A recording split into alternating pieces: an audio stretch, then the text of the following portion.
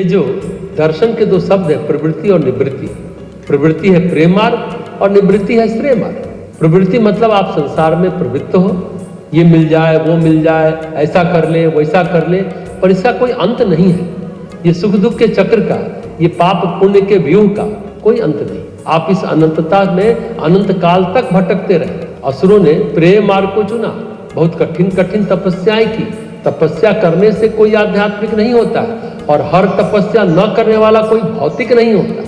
मूल बात है कि आपका विवेक कितना जागृत है और आप किस मार्ग को चुन रहे हैं, सकाम तपस्या या निष्काम तपस्या, चित्त शुद्धि का मार्ग या फिर चित्त को गंदा करने का मार्ग। आत्म तत्व की प्राप्ति किसी आवागमन से नहीं मिलती है, यह स्थिरता से, चित्त शुद्धि से आत्म तत्व की गूढ़ताओं में मिलता है। मंत्री बन जाए या स्वर्ग लोक के इंद्र बन जाए या पाताल लोक के सुख वैभव को प्राप्त कर राजा बलि बन जाए, आत्मा की दृष्टि से इन किसी चीजों का कोई मोल नहीं है। समझदारी यही कहती है कि किसी भी ढंग से श्रेय मार्ग ही प्राप्त करना होगा और इसी पर चलना होगा। धर्म को परिभाषित करते हुए मीमांसा दर्शन कहता है इससे दो चीजें मिल सकती हैं, या तो अभ्युदय निःश्रेयस धर्म।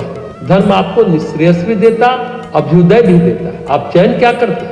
उपनिषद कहता है निःश्रेयस का चयन करें। शास्त्रों में 4 आश्रम की धारणा है, ब्रह्मचर्य, गृहस्थ, वानप्रस्थ और संन्यास। ब्रह्मचर्य में अभ्युदय के लिए शक्ति समेटते हैं और गृहस्थ में आप अभ्युदय को प्राप्त करते हैं। वानप्रस्थ आप निःश्रेयस के लिए ऊर्जा समेटते हैं और संन्यास में निःश्रेयस को प्राप्त करते हैं।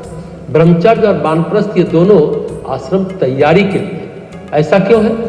ब्रह्मचर्य की धारणा और वानप्रस्थ की धारणा इसलिए है कि प्राचीन काल में स्वास्थ्य की समस्या लोगों को नहीं थी। प्रकृति समन्वित और संतुलित थी। प्रकृति और मनुष्य के बीच संतुलन था। उस समय अपने यहाँ अमृत वर्षणी वर्षा, प्राण प्रजन्य वर्षा थी। प्राकृतिक आपदा जैसी विभीषिका का अस्तित्व उस समय नहीं था। रामराज में किसी को दैहिक दैविक और भौतिक ताप नहीं था। वर्षा को कहा जाता था तो वर्षा बरसती थी, हवा संयमित होकर बहती थी। प्रकृति की अनुकूलता रहने पर देह में किसी तरह की समस्या नहीं थी। समस्या थी मन की। उस समय के आयुर्वेद का अगर आप व्याकरण देखें, बाड़ा खरी यानी आयुर्वेद का क ख ग घ वर्णमाला को देखें, उसमें पूरी जीवनचर्या का विवरण है। फिर उसमें किसके लिए औषधि है? आयुर्वेद का विधान ही अलग है।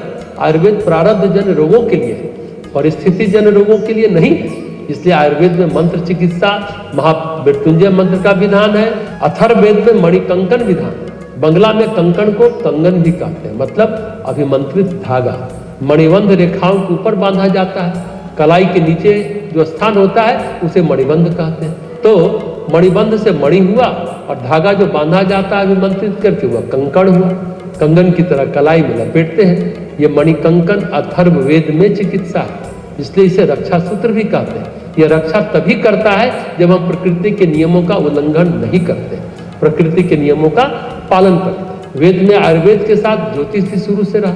एक तो खगोलीय ज्योतिष और दूसरा प्रारब्ध को जानने की ज्योतिष। जीवन को हम और कैसे संवारें, ज्योतिष के द्वारा प्रारब्ध को जानकर आयुर्वेद के द्वारा प्रारब्ध जन रोगों को दूर कर सके। ज्योतिष वेद का नहीं, वेदांग का छठा अंग कहा गया। उस समय मनुष्य के सामने स्वास्थ्य की समस्या तो थी नहीं, जीवन को और कैसे सही तरीके से कसे वह समस्या। वेद काल में यानी जब वेद त्रय था, ऋग्वेद, यजुर्वेद और सामवेद ही था, तब मनुष्य और देवता प्रकृति की मर्यादा का उल्लंघन नहीं करते थे। पर्यावरण प्रदूषित नहीं था, संतुलित था। वायु हो, अग्नि हो, जल हो, सभी संतुलित थे। कोई तूफान, कोई दावानल, कोई बाढ़ नहीं आता था। लेकिन जब इंसान का चिंतन बहिर्मुखी हुआ तब अथर्ववेद की जरूरत पड़ी। तब व्यक्ति बीमार रहा। जैसे द्वापर काल में राजा शंतनु बीमार पड़ते हैं और कोई ज्ञानी पंडित उनको ठीक नहीं कर पाता है तो अथर्वण ऋषि उन्हें ठीक करते हैं, और तब से अथर्ववेद को मान्यता मिली, यानी वेद 4।